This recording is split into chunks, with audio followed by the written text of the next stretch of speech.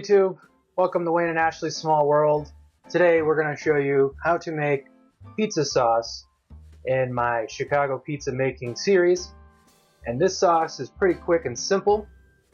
It's got all the right ingredients and tastes really, really good. Yes, it does. What we have here is a 28-ounce can of whole peeled tomatoes, and they are whole in there. We got a 6-ounce can of tomato paste. We have fennel seeds that are already crushed up, ready to go. We got Italian seasoning, garlic powder, red wine vinegar, salt, sugar, and olive oil.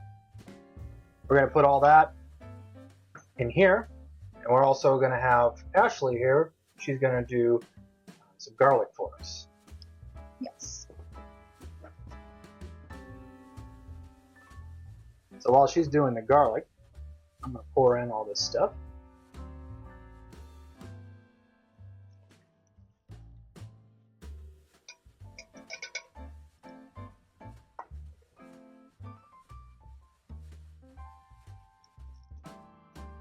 Cool little trick is if you take the top off of this and then you go all the way around on this, you could push this through and this will push out all of the tomato paste. I'm pushing that through. Boom. Clean. Straight through. Don't have to use a spoon. Nothing.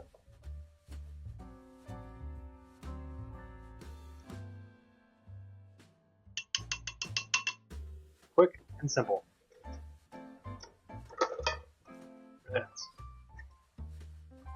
Put olive oil in.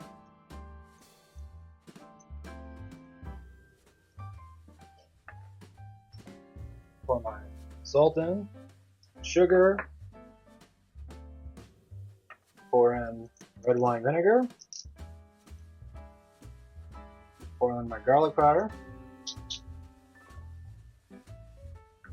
pour in my fennel seeds,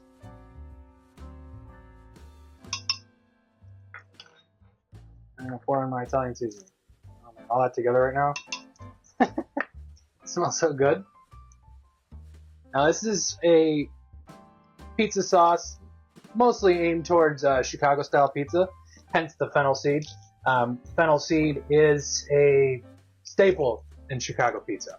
Yes. Especially in the sausage. You put fennel seed in the sausage, fennel seed in the sauce. Now this has a nice, it's not overly sweet, not overly salty. It's got all the Italian seasoning ingredients that we would use instead of using it individually. Just get the Italian seasoning, it's already pre-mixed. Just throwing a tablespoon of that in there. And one of the biggest things for Chicago pizza sauce is the whole peeled tomatoes. You'll have people tell you there's different brands to get. There are special brands out there that many of the pizza restaurants use in Chicago. But you can try that if you want. You can go out that way and try to find them. But this works just as fine. Tomato paste gives a little bit of a thicker consistency once this all gets blended down. We love garlic. I would, if you're not a big fan of garlic, like over garlic, and it is probably won't be overly garlic, at least not to us. Use 4 cloves of garlic. If you like extra garlicky flavor, Like we do. we're gonna add several cloves. It's one of our favorites. There was a pizza place in Crust Hill, Illinois. They were called All-Star Pizza. I absolutely loved their pizza. And they're no longer in business, and it's a sad moment. And I've honestly tried to replicate his sauce, and I just can't. I don't really know. I'm sure there's not really rocket science behind it, but he had a regular sauce that you could put on your pizza, or he had a garlic sauce. And the garlic sauce was absolutely finger-licking good to die for. Loved it. I ordered from him all the time. And I was sad when he went out of business. I did contact him once on Facebook and to try to see what he puts in the garlic sauce, and he still will not crack. He won't. Even if he's out of business, he won't tell me his secret. But all I can figure is it's more garlic. I've never been able to replicate it. I think there's more to it than just garlic.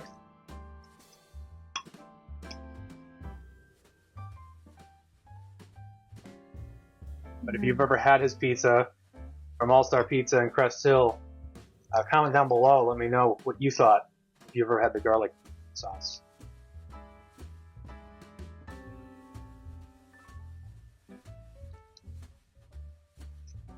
I'm gonna smell like garlic for days, and I don't mind.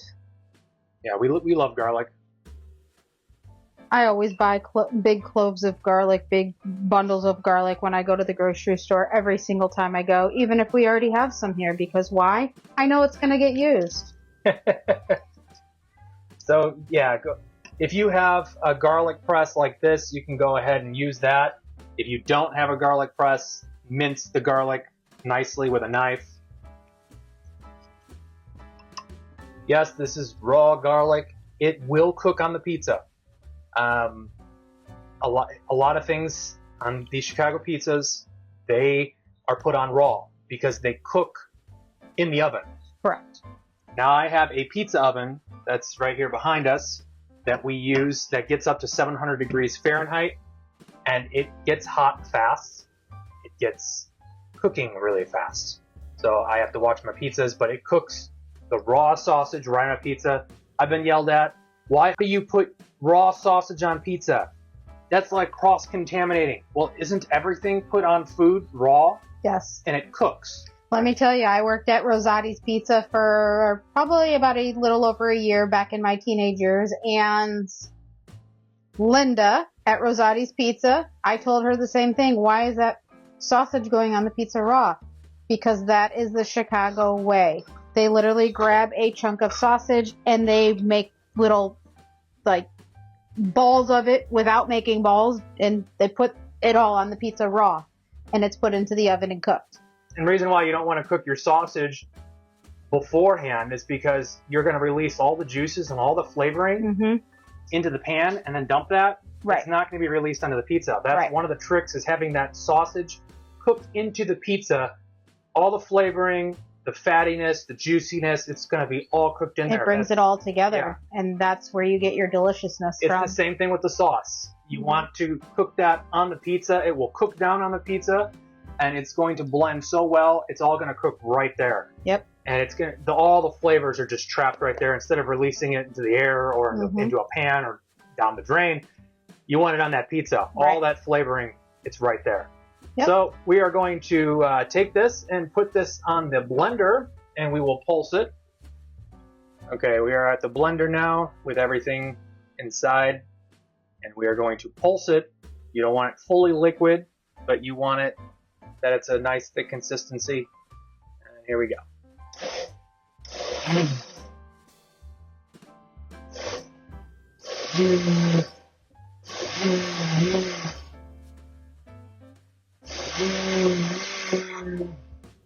Let's check this. See where we're at.